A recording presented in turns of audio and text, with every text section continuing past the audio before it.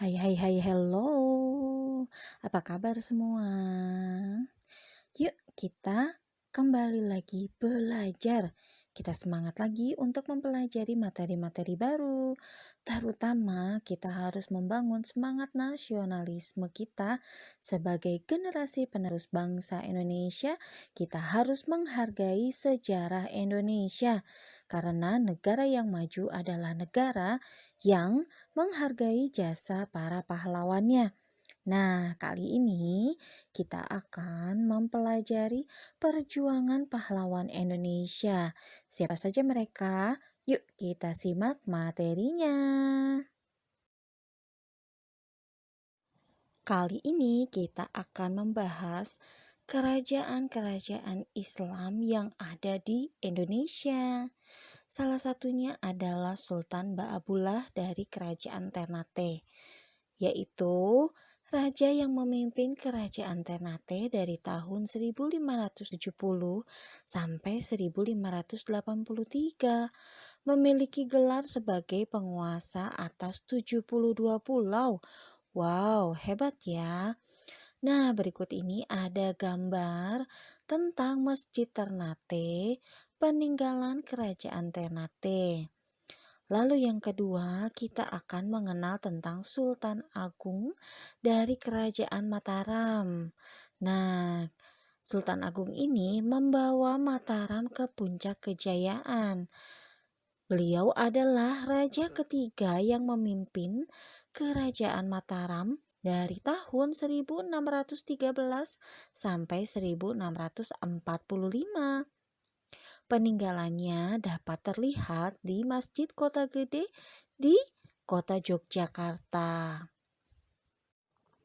Nah, kita akan mengenal Raja Sultan berikutnya dalam kerajaan Islam, yaitu Kerajaan Kuatalo yang terletak di Makassar, Sulawesi Selatan.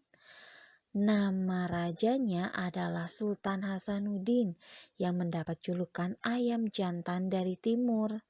Kenapa? Karena kegigihan dan keberaniannya melawan Belanda. Jasa beliau menggabungkan kekuatan kerajaan-kerajaan kecil di sekitar kerajaannya untuk melawan penjajahan Belanda pada masa itu.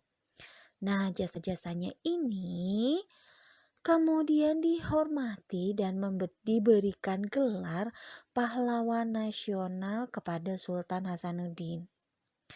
Beruntungnya kita di masa sekarang sudah merdeka atas perjuangan para pahlawan seperti Sultan Hasanuddin. Nah, kita sebagai generasi muda harus terus memperjuangkan kemerdekaan dengan memberikan yang terbaik untuk negara Indonesia. Selanjutnya kita mengenal tokoh apa lagi ya? Yuk kita pelajari materi berikutnya. Next!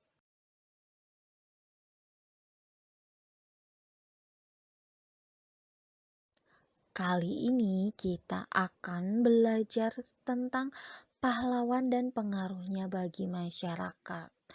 Banyak sekali tokoh-tokoh yang berperan di dalam kemajuan dan kemerdekaan bangsa Indonesia.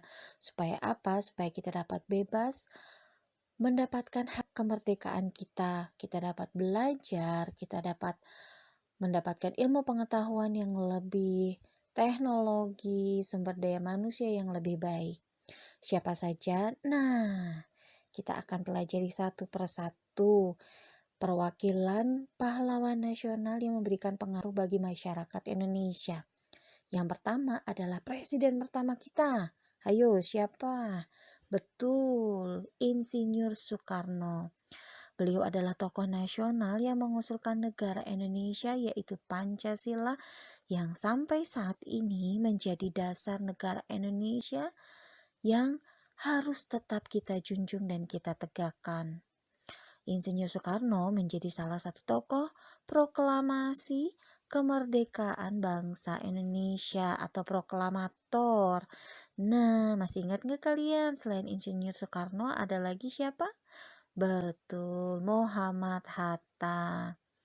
Oke, sekarang kalau tadi kita belajar pahlawan nasional, Dari gendernya laki-laki, sekarang kita ke tokoh perempuan. Di sini ada tokoh nasional yang memperjuangkan kesetaraan hak untuk perempuan Indonesia. Kesetaraan hak, apa sih itu? Jadi, R.A. Kartini adalah salah satu tokoh yang memperjuangkan hak-hak perempuan untuk sama dengan hak yang diperoleh oleh laki-laki. Contohnya seperti apa? Contohnya bersekolah. Pada masa itu, sebelum kemerdekaan, kaum perempuan tidak diperbolehkan sekolah karena memang kodratnya menurut masyarakat tradisional pada masa itu adalah mengurus rumah tangga. Lalu bagaimana kalau sekarang? Nah, kalau sekarang namanya adalah emansipasi perempuan atau emansipasi wanita, yaitu wanita diperkenankan untuk belajar tinggi, bekerja, tapi tanpa melupakan kodratnya sebagai perempuan, yaitu mengurus rumah tangga. Nah, mari kita mengenal pahlawan nasional lainnya.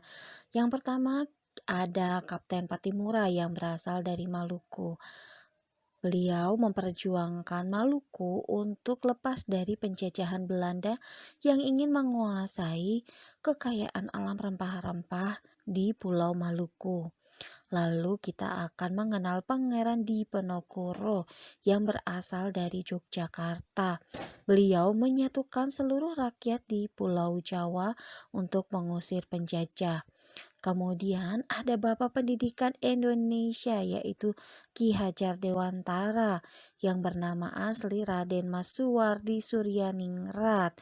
Beliau menggagas atau mendirikan pendidikan untuk dapat dinikmati atau diperoleh oleh seluruh rakyat Indonesia.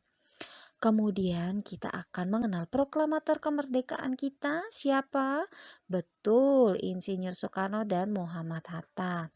Tahukah kalian kalau naskah proklamasi dibacakan oleh Insinyur Soekarno di rumahnya? Pada masa itu rumah Insinyur Soekarno ada di Jalan Pegangsaan Timur nomor 56. Kita harus bangga menjadi generasi penerus Indonesia dan harus menghargai perjuangan para pahlawan. Dengan cara apa? Dengan cara kita belajar dan mengharumkan nama Indonesia, entah itu di dalam lingkungan keluarga, sekolah, negara, bahkan di luar negeri. Kita harus bangga menjadi 100% warga negara Indonesia. Oke deh, sampai sini dulu materi IPS untuk mengenal jasa-jasa para pahlawan nasional kita, baik dari kerajaan Islam yang ada di Indonesia atau pahlawan-pahlawan yang memperjuangkan kemerdekaan untuk memerdekakan bangsa Indonesia. Sampai sini dulu ya materi IPS-nya. Sampai jumpa di materi IPS selanjutnya. Sampai jumpa.